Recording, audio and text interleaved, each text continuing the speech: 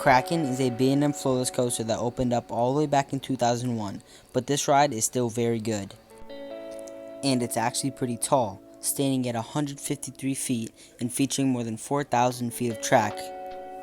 In this video, I will be going over my honest thoughts of this ride and be going over the layout. A very good thing about this ride is its positioning. It is located right next to Mako, and you can look over at it over the lake. Now, getting into the ride experience.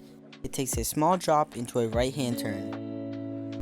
And then after that, we will go up this extremely slow lift hill. This thing takes 40 seconds to go up to the top, and it creates some suspense. Then we go into the drop. It takes a small pre-drop turning to the right, and then we have the main drop. And this, unfortunately, is one of Kraken's weak points. This drop, you don't get any airtime because how it's profiled. The bad part is, it's not steep. You need a steep drop to have airtime. The only part about this drop is good is in the back row, you do get kind of whipped down the drop, and you get a little bit of airtime. Following the drop, we have a vertical loop. This loop is okay at best because you don't get hang time, you just get a little bit of G's. But it's just an okay element, nothing too special. Then after that, we go into an extremely good element. We go into a dive loop, but this dive loop is good because in the back row, you get whipped down it. And then we have the best element on the coaster, the 0G roll. This element, I don't know what it is, but you get whipped out of your seat. And then after that, we have another insane element, the Cobra roll. This thing is so whippy, it literally knocks your head to the side, and it actually hurts sometimes. And then after that element, we have a upward helix into the mid-course.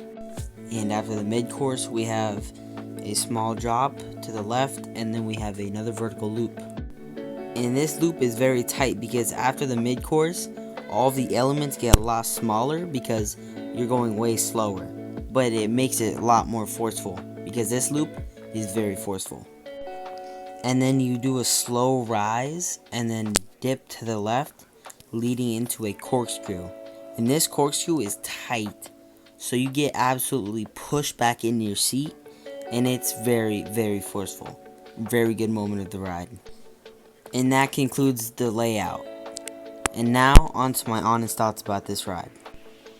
So, I would say that this is in my top 20 coasters, and this is absolutely a top 5 ride in the park.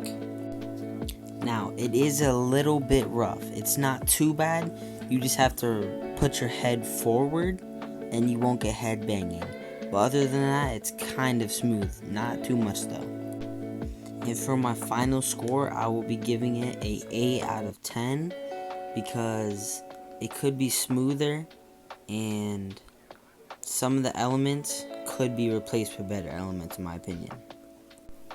Thank you for watching today's video. If you liked what you've seen, you can subscribe, and here's other platforms that I am on.